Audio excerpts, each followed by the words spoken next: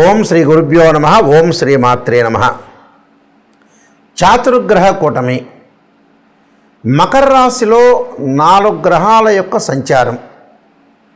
అందులో ప్రత్యేకంగా ప్రధానంగా రవి బుధుల యొక్క కలయిక, శుక్రకుజుల యొక్క కలయిక. అంటే 4 గ్రహాలు మకర రాశిలో జనవరి 18వ తారీఖు నుంచి ఫిబ్రవరి 3వ తారీఖు వరకు శనిక్షేత్రంలో 4 గ్రహాల యొక్క కలయిక ఏ విధంగా ఉండబోతుంది అంటే, ప్రధానంగా మకరం అనేది కుజుడికి ఉచ్చస్థానం, శుక్రకుజులు సములు, అలానే రవి బుధులు సములవుతారు. అంటే ఈ 4 గ్రహాలు కూడా శుక్రకుజులు ఎంతైతే సమత్వంలో ఉంటారో రవి బుధులు కూడా మిత్రులు అవుతారు. అలానే శనిక్షేత్రంలో ఉండటం అంటే కుజుడు ఉచ్చస్థానంలో ఉండి శనిక్షేత్రంలో ఉండటము, అలానే శుక్రుడు కుజుడు బుధుడికి శనిక్షేత్రంలో ఉండటం వల్ల శని కూడా సమత్వంగా ఉంటుంది. అంటే శనికి ఈ 3 గ్రహాలు శుక్రుడు కుజుడు బుధుడు సమత్వంగా ఉంటుంది. అలానే రవి వచ్చేటప్పటికల్లా శత్రువు అవుతాడు. చాతుర్గ్రహ కూటమి 4 గ్రహాలు మకర రాశిలో సంచారం చేయటం వల్ల ద్వాదశ రాశుల వాళ్ళకి ఎలాంటి ఫలితాలు జరగబోతున్నాయి, మరి ఎలాంటి ఫలితాలు మరి జరగబోతున్నాయి, మనకి ఎంత మంచి ఫలితాలు వస్తున్నాయా, చెడ్డ ఫలితాలు వస్తున్నాయా, కొంతమందికి మిశ్రమైన ఫలితాలు వస్తారు. ఇవన్నీ కూడా గోచారరీత్యా చెప్పబడే ఫలితాలు అంటారు. ఇవి బర్త్ చార్ట్ జన్మజాతకాన్ని అనుసరించే ఫలితాలు కావు. మరి నాయకంటి గారు ఎందుకు చెబుతున్నారంటే, గోచారం కూడా వితిన్ సెకండ్లో మనం అదృష్టాన్ని కలిసి వచ్చే అవకాశాలు ఎక్కువగా ఉంటాయి. అంటే మనం ఎంత కృషి చేసినా కూడా కొంత వితిన్ సెకండ్లో అదృష్టం కలిసి రావాలంటే గోచారం అనేది చాలా ఇంపార్టెంట్. ఈ గోచారంలో సహజంగా చాలామంది కూడా చూసుకునేటప్పుడు ఏంటంటే, ఏ రాశి నుంచి ఏ రాశుల్లో ఏ స్థానాల్లో గ్రహాలు అనుకూలంగా ఉంటాయనేది కూడా చూసుకుంటారు. అలా చూసుకుంటేనే మనకు జాతకపరంగా తెలుస్తూ ఉంటుంది. ఎందుకనంటే సహజంగా 2, 4, 6, 11 స్థానాల్లో ఉంటే బుధుడు మంచివాడని వాళ్ళ జన్మరాశి నుంచి, శుక్రుడు 1, 2, 4, 5, 8, 9, 11 స్థానాల్లో ఉంటే శుక్రుడు మంచివారని, అలానే రవి 3, 6, 10, 11 స్థానాల్లో ఉంటే రవి మంచివాడని, అలానే బుధుడు 2, 4, 6, 11 స్థానాల్లో ఉంటే బుధుడు మంచి ఫలితాన్ని ఇస్తాడు. మిగతావన్నీ కూడా మిశ్రమైన ఫలితాలు ఉండటం, చెడు ఫలితాలు జరిగే అవకాశాలు ఎక్కువగా ఉంటాయి. అయితే ద్వాదశ రాశుల వాళ్ళకి చాతుర్గ్రహ కూటమి శుక్రుడు కళత్రకారకుడు, సుఖాన్ని భోగాన్ని సౌఖ్యాన్ని ఇచ్చేవాడు. కుజుడు వచ్చేటప్పటికి రియల్ ఎస్టేటు, కన్స్ట్రక్షను, ప్రమాదాలు, ఆస్తులు పాస్తులు, కోర్టులు, సమస్యలు, వివాదాలు, అన్నదమ్ముల మధ్య వివాదాలు, శత్రువులు బాగా పెరిగే అవకాశాలు ఉండటం. అంటే ఎలాంటి మేలు చేస్తాడు కుజుడు? రవి ఉద్యోగము, ఇన్సూరెన్సు, మెడికల్ సంబంధించిన విషయాలన్నీ కూడా రవి. బుధుడు వ్యాపారము, వృత్తి ఉద్యోగ వ్యాపార రంగాలు, అలానే బుద్ధి వికాసించడం, అలానే డెవలప్మెంట్ కావటం, వాణిజ్య శాస్త్రము, గణిత శాస్త్రానికి సంబంధించిన గ్రహం ఏంటంటే బుధుడు. కాబట్టి ఈ 4 గ్రహాలు మకర రాశిలో సంచారం చేయటం వల్ల ద్వాదశ రాశుల వాళ్ళకి ఎలాంటి ఫలితాలు జరుగుతున్నాయో ఒక్కసారి తెలుసుకుందాం. మకర రాశి వాళ్ళకి చాతుర్గ్రహ కూటం వల్ల శుక్రుడు కుజుడు రవి బుధులు జన్మరాశిలో ఉండటం వల్ల ఎలాంటి ఫలితాలు జరుగుతాయి?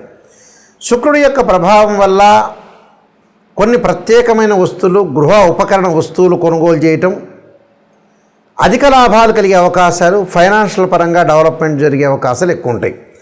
ధనపరంగా మటుకు ఇబ్బందులు లేకుండా ధన కనక వస్తు లాభాలు, బంగారు ఆభరణాలు, వెండి వస్తువులు కొనుగోలు చేయటం, కొన్ని నూతనమైన కార్యక్రమాలు చేపట్టే అవకాశాలు ఉంటాయి. నూతన వ్యాపార రంగంలో కూడా ముందుకు వెళ్ళే అవకాశాలు ఎక్కువ ఉంటాయి. అంటే శుక్రుడి వల్ల కొంత అధిక లాభం కలిగే అవకాశాలు ఎక్కువ ఉంటాయి. అలానే కుజుడి వల్ల ప్రమాదాలు జరగకుండా చూడండి, వాహన ప్రమాదాలు జరగకుండా చూసుకోవాలి. ఎవరితో కూడా పిత్రార్జిత విషయంలో కోర్టు సమస్యలు, పోలీస్ స్టేషన్లకి వెళ్ళే అవకాశాలు ఎక్కువ ఉంటాయి. కొంత ఆందోళన పడే అవకాశాలు ఎక్కువ ఉంటాయి కుజుడి వల్ల.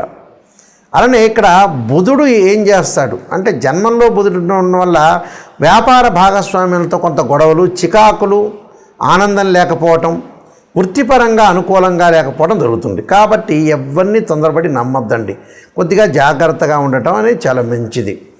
అలానే ఇక్కడ రవి వల్ల ఆరోగ్యపరంగా ఇబ్బందులు కలగకుండా కోప ఉద్రిక్తలో ఆవేశం బాగా పెరుగుతుంటుంది.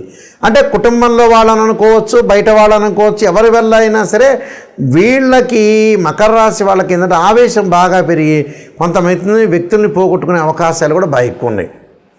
అంటే వాళ్ళ కుటుంబం అనుకోవచ్చు, తర్వాత వాళ్ళ కుటుంబంలో వ్యక్తులతో గొడవలు జరగటం, బయట వాళ్ళతో గొడవలు జరగటం వల్ల ఏకాకి అయ్యే అవకాశాలు ఉంటాయి.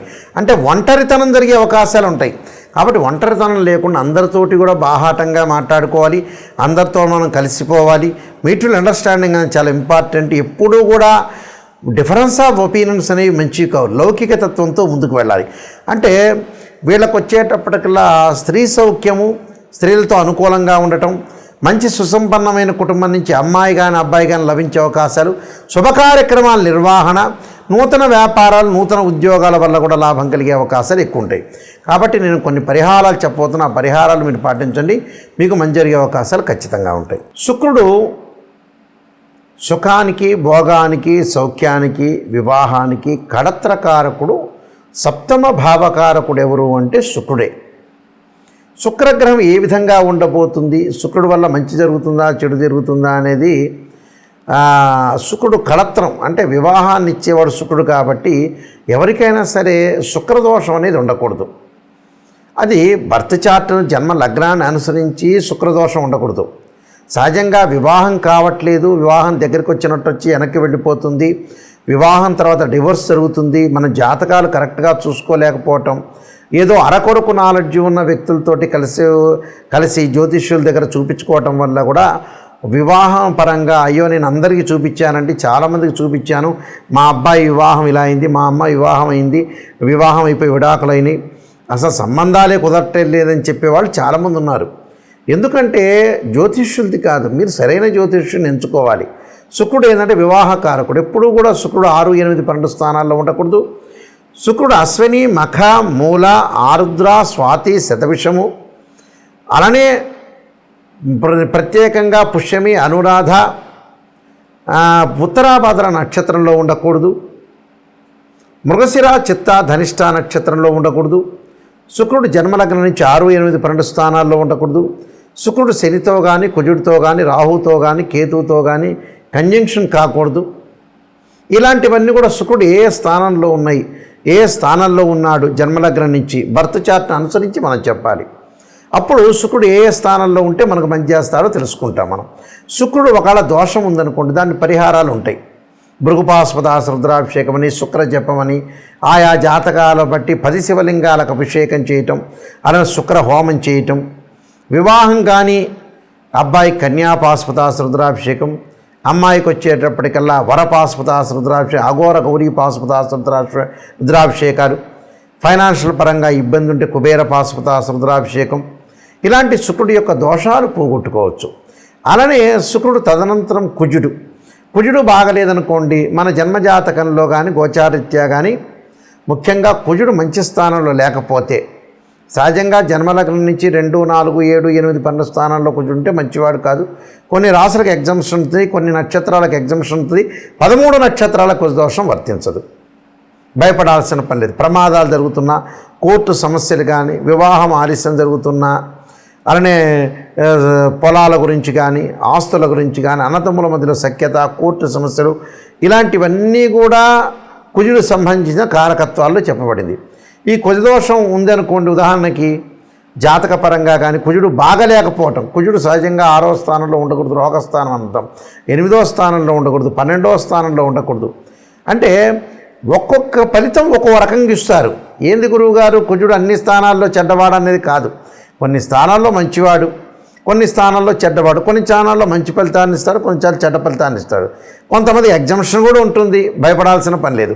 దానికి అంగారక పాశుపతాస రుద్రాభిషేకం, సుబ్రహ్మణ్య స్వామి ఆరాధన, సుబ్రహ్మణ్య స్వామి అష్టకం చదువుకోవాలి.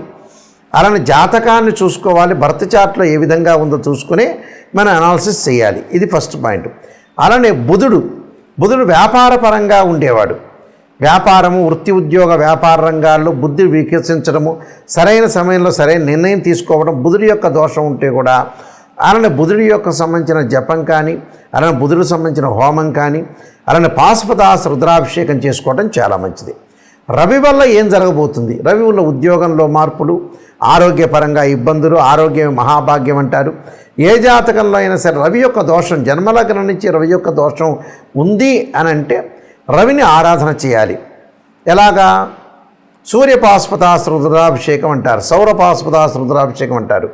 అలా ఆరోగ్యం బాగలేదంటే ఆరోగ్యము, త్రయంబక పాశుపతాస్ రుద్రాభిషేకాలు, శిరోకంఠ పాశుపతాస్ రుద్రాభిషేకాలు ఇవి చేసుకోవాలి. రవి జపము, రవి హోమము అంటే రవి వల్ల ప్రయోజనం కలుగుతుందని అర్థం. కాబట్టి ఇవన్నీ కూడా జీవితంలో గోచారీత్యా నిజాన్ని తెలుసుకోండి, అబద్ధపు ముసుగులో ఉండొద్దండి. ఎవరైనా నాకు కాల్ చేసేవాళ్ళు జాతకానికి నిజం తెలుసుకోవాలి, నెగిటివ్ అయినా పాజిటివ్ అయినా తెలుసుకునే వాళ్ళు మాత్రమే నాకు ఫోన్ చేయండి. అంటే అబద్ధపు ముసుగులో జాతకాన్ని చెప్పలేరు, నేను చెప్పను కూడా.